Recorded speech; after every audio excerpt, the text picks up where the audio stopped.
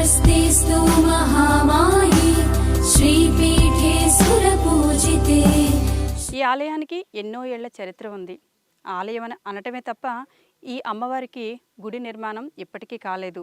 అయినా కానీ మండలానికి ఒక్కసారి తెరవబడే ఈ అమ్మవారి గుడికి చూడడానికి కొన్ని వందల వేల మంది క్యూలు కడుతూ ఉంటారు.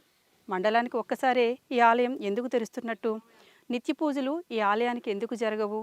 మరి తెరిచే ఆ ఒక్క రోజుకే జనాలు వేల తరబడి ఎందుకు ఈ ఆలయానికి వస్తున్నారు అని ఏ భక్తుడినైనా టచ్ చేసి అడిగితే ఎన్నో వేల సాక్ష్యాలు ప్రత్యక్షంగా జరుగుతున్నాయి అంటూ ఈ అమ్మవారి గురించి ఎంతోమంది భక్తులు చెప్తూ ఉన్నారు.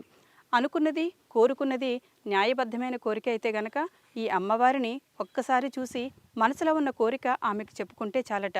ఏదైనా కానీ కొన్ని రోజుల్లోనే రిజల్ట్ అద్భుతంగా కనబడుతుందని ఎన్నో వందల మంది భక్తులు ఇక్కడ సాక్ష్యాల రూపంలో చెబుతున్నారు.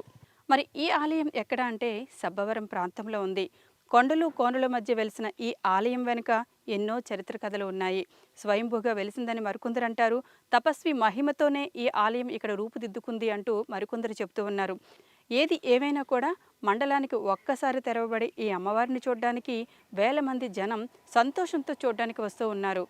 అయితే ఇన్ని వేల మంది వచ్చినా కూడా ఈ ఆలయ నిర్మాణం ఎందుకు రూపుదిద్దుకోవటం లేదు అన్నది మాత్రమే ఇక్కడ ప్రశ్నార్థకం.